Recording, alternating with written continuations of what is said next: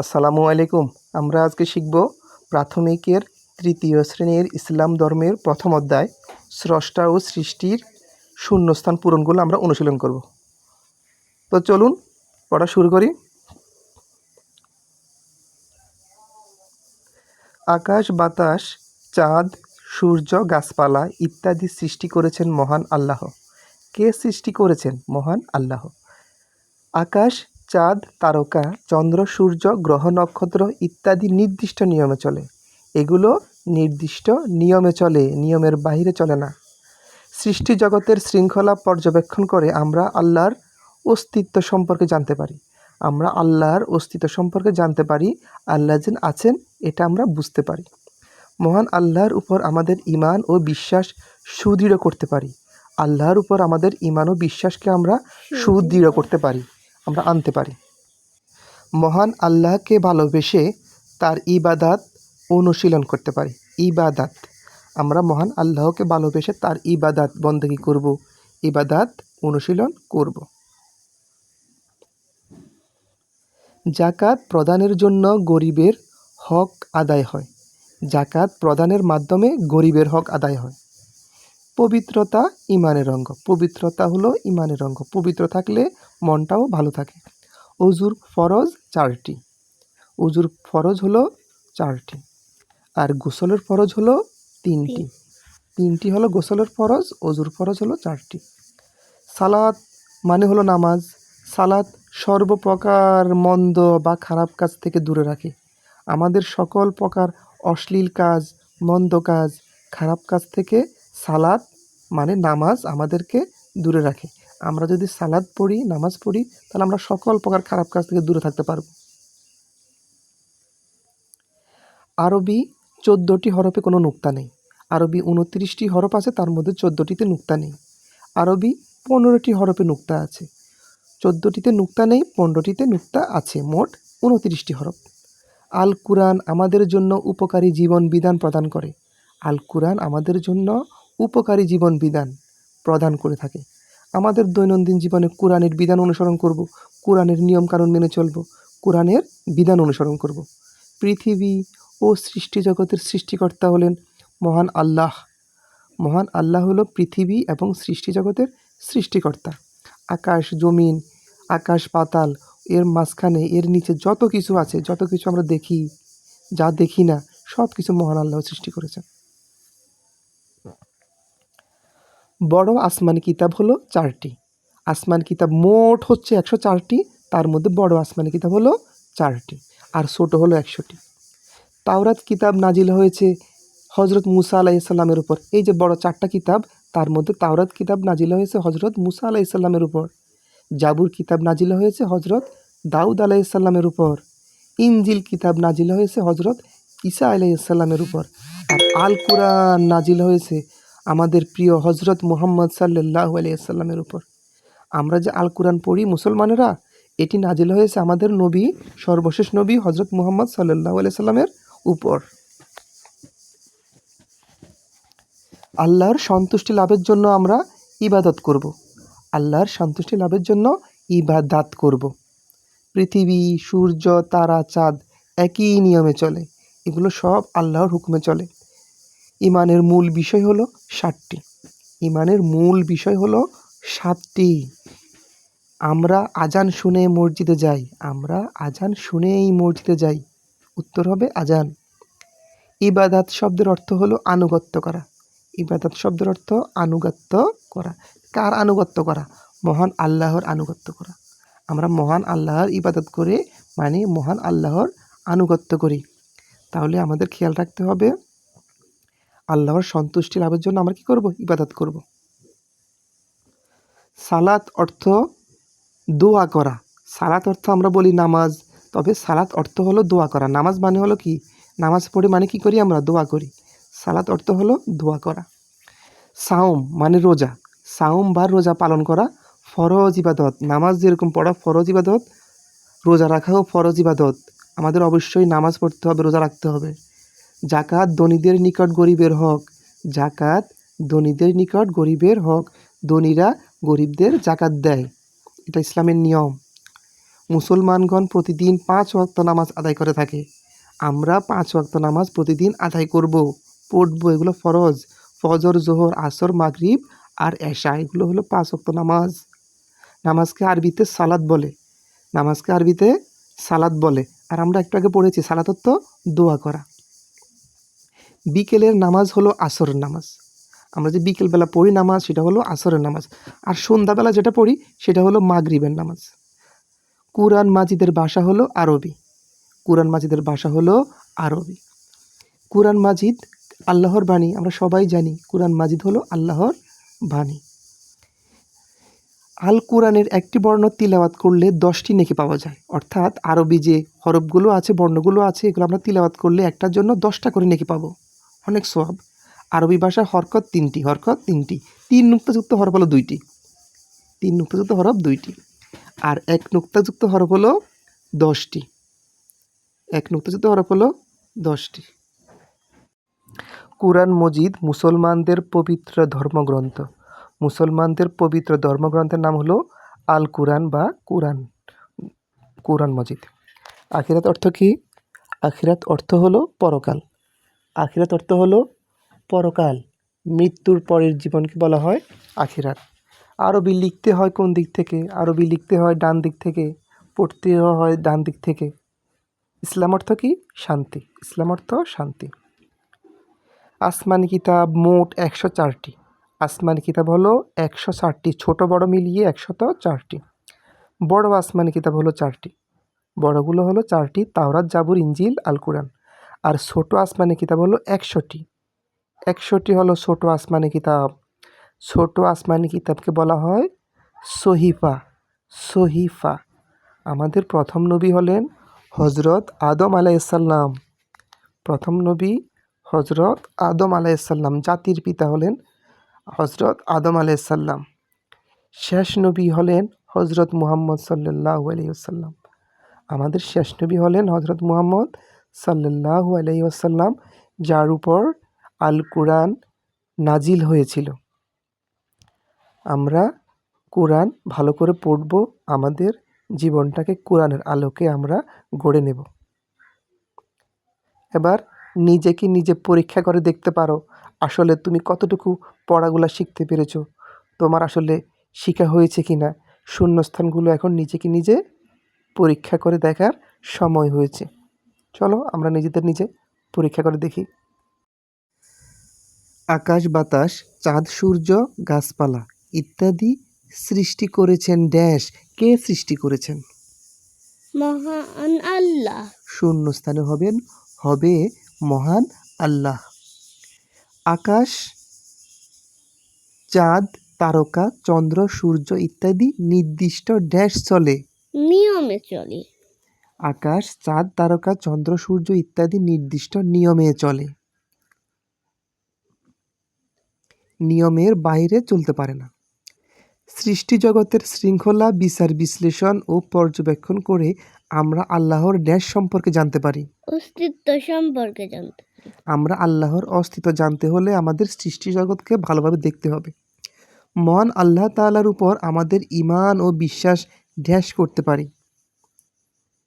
মহান আল্লাহ তাআলার উপর আমাদের ঈমান ও বিশ্বাস সুদৃঢ় করতে পারি। মহান আল্লাহকে ভালোবেসে তার ড্যাশ অনুশীলন করতে পারি। ইবাদাত। আমরা মহান আল্লাহকে ভালোবেসে তার ইবাদাত অবশ্যই করব। অবশ্যই আমরা অনুশীলন করব, কারণ আল্লাহ আমাদের প্রভু, আমাদের সৃষ্টিকর্তা।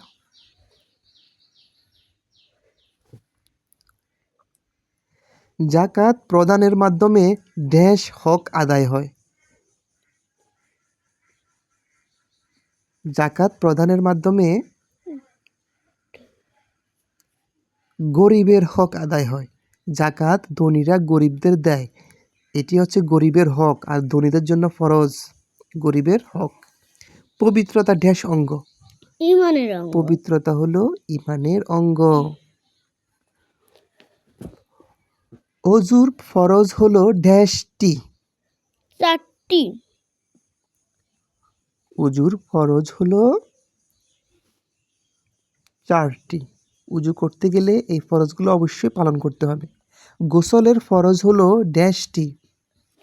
তিনটি। গোসল করতে গেলে আমাদের তিনটি কাজ অবশ্যই করতে হবে, আর এই তিনটি কাজই হচ্ছে গোসলের ফরজ। সালাত সর্বপ্রকার ন্যাশ কাজ থেকে দূরে রাখে। সালাদ সব প্রকার মন্দ মন্দ বা খারাপ কাজ মন্দ থেকে বা খারাপ কাজ থেকে আমাদের দূরে রাখে। সালাত আমাদের সকল প্রকার মন্দ বা খারাপ কাজ থেকে দূরে রাখে, অশ্লীল কাজ থেকে দূরে রাখে। আমরা 5 ওয়াক্ত সালাত আদায় করব।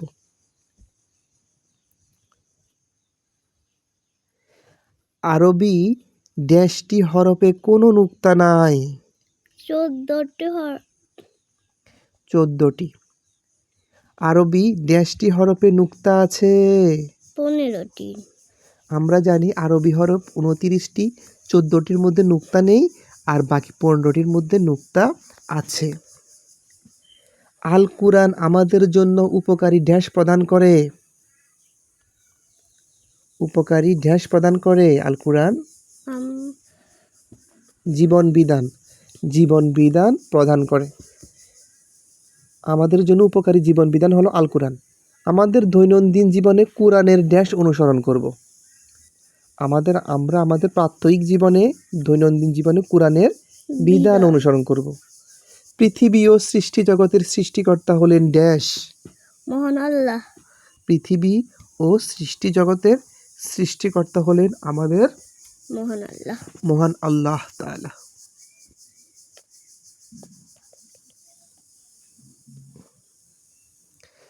আমরা আরবি হরফগুলো শিখে রাখব, আরবি বর্ণগুলো আমরা শিখব। এগুলো শিখলে প্রতিটি হরফের জন্য 10টি করে নেকি পাওয়া যায়।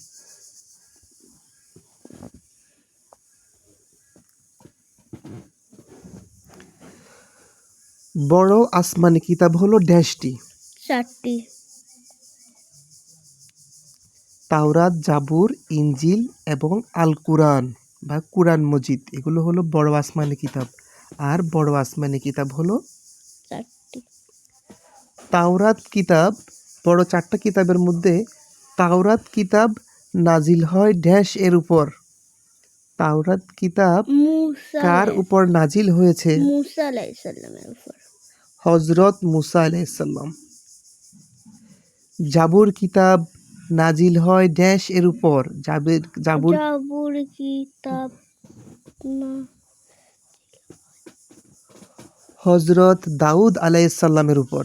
হযরত দাউদ আলাইহিস। এরপর ইনজিল কিতাব নাজিল হয় কার উপর? হযরত ঈসা আলাইহিস। আর সর্বশেষ কিতাব আল কুরআন নাজিল হয় কার উপর? হযরত মুহাম্মদ সাল্লাল্লাহু আলাইহি সাল্লাম। হযরত মুহাম্মদ সাল্লাল্লাহু আলাইহি সাল্লামের উপর নাজিল হয় আল কুরআন। এটি সর্বশেষ আসমানি কিতাব। এরপর আর কোনো কিতাব আসবে না।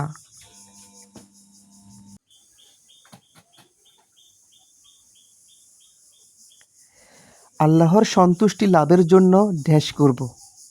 আমরা মহান আল্লাহর সন্তুষ্টি লাভের জন্য ড্যাশ করব। ইবাদত করব। ইবাদাত। শূন্যস্থানে হবে ইবাদত। ইবাদাত। দোয়াকার তদাত। পৃথিবী, সূর্য, তারা, চাঁদ একই ড্যাশ চলে। নিয়মে চলে। একই নিয়মে চলে। আল্লাহর হুকুমে একই নিয়মে চলে, নিয়মের বাইরে যেতে পারে না তারা। ইমানের মূল বিষয় ড্যাশটি। ইমানের মূল বিষয় কয়টি? আমরা জানি ইমানের মূল বিষয় হলো 7টি। এই 7টা বিষয়ের উপর আমাদের ইমান আনতে হবে। আমরা মুসলমান, আমাদের অবশ্যই 7টি বিষয়ের উপর ইমান আনতে হবে। আমরা ড্যাশ শুনে মসজিদে যাই। আজান। আমরা মুসলমানেরা কি শুনে মসজিদে যাই? আজান। আজান শুনে। আজান অর্থ হলো আহ্বান। ইবাদাত শব্দের অর্থ ড্যাশ করা। ইবাদাত শব্দের অর্থ ড্যাশ করা। কি করা? ইবাদাত অর্থ আনুগত্য করা। আনুগত্য করা। কার আনুগত্য? মহান আল্লাহ। আল্লাহর আনুগত্য করা। ইবাদাত আরবি শব্দ, এর বাংলা অর্থ হচ্ছে আনুগত্য করা। আমরা মহান আল্লাহর আনুগত্য করি, দাসত্ব করি, ইবাদত করি, বন্দেগী করি। 26 নাম্বার, সালাত অর্থ ড্যাশ করা। সালাত অর্থ আমরা জানি সালাত অর্থ দোয়া। নামাজ। সালাত সালাত মানে হলো নামাজ, আর সালাত অর্থ হলো দোয়া করা, মানে নামাজ অর্থ হলো দোয়া করা। সাওম বা রোজা পালন করা ড্যাশ ইবাদত। সাওম মানে রোজা পালন করতেই হবে, এটা ছাড়া কোনো উপায় নাই, এটা হলো ফরজ ইবাদত। ড্যাশ ধনীদের নিকট গরিবের হক। কি গণিত ধনীদের নিকট গরিবের হক? গরিবদের দিতেই হবে ধনীরা, এটা কি? জাকাত। জাকাত। জাকাত হলো ধনীদের নিকট গরিবের হক। মুসলমানগণ প্রতিদিন ড্যাশ ওয়াক্ত নামাজ আদায় করে থাকেন। 5 ওয়াক্ত নামাজ।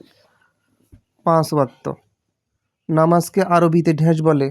সালাত বলে। সলাত। সলাত বলে, সালাদ না। আমরা যে সালাদ খাই, সালাদ না, সলাত। তো তুমি এবার বলতে পারো সালাদ না, সালাদ না, সালাত হবে, সালাত। মানে নামাজ।